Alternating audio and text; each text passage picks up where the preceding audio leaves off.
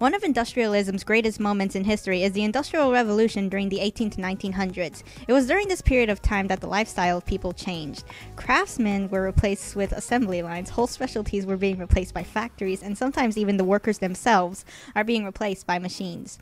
With these machines, these factories, and everything in between, people were working longer and gruelingly harder. In this time of industrialism, people were able to rely on stable work indoors instead of inconsistent work with agriculture and farming that might not even turn out all that alright. On top of this, work was horrible with the owners of the factories giving into their greed and barely paying their workers. Children and adults alike are being worked to the bone. Their homes are close to the factories as to get to work with ease, and because of this, large cities were born. The pollution as a result of this is horrid, and humanity of it even more so, even as innovation and invention accelerated at a high rate. Luxury as a front, with hard work going unseen. All in all, industrialism during the New World had high reward, but the workers paid the price. Romantics were not big fans of the Industrial Revolution. Instead, they had a deep appreciation of nature and its natural beauties. They felt that nature influences one's way of living and see it as a natural stress reliever. Along with nature, they loved ancient ruins, especially Greek and Roman. Examples of these can be seen in Romantic art. These pieces show beautiful landscapes that showcase nature's beauty. The Romantics also expressed individuality. They felt that emotion was very important and above reason, and relied on senses over intellect. They would argue that it's human to be emotional, irrational, etc. Another example of expression is poetry. Romantic poets would use language of ordinary speech, but in a way that is still poetic and beautiful. Some would say that the Romantics were rebellious. They didn't want to be forced to go along with the social, literary, and political standards. They believed in being true to their own individuality. Is scientific exploration an exciting or terrifying thing? Scientific exploration might seem exciting at first because you get to learn so much more. You get to do things you've never done before and see things you've never seen before.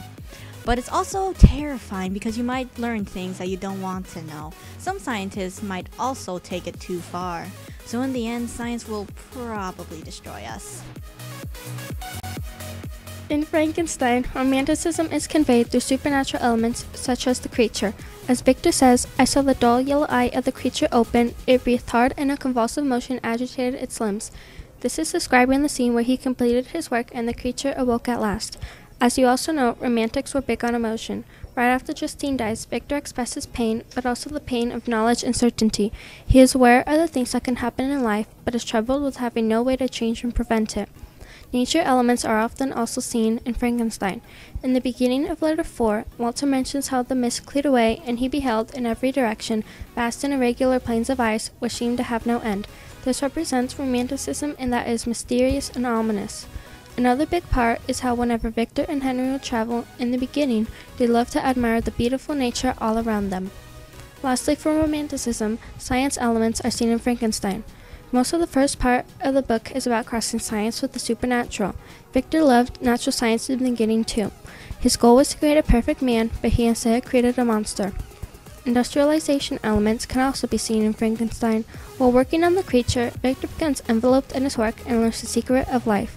He mentions the absence of emotion during his creation experiment, but science and industrialization kept with the Enlightenment principles of reason and truth that was proven. Also in the novel, lack of feeling is negatively portrayed as Victor neglects all that is dear to him while he creates a monster. Lastly, Victor's diligent pursuit of knowledge ends up taking him further than he ever dreamed. This reflects an anxiety of the industrialization. He wanted to create something great, but it turned out the opposite. In a way, that is a metaphor for the Industrial Revolution. Factories are being created and people are using machines, but they're also losing a lot of great things and not respecting nature as they used to.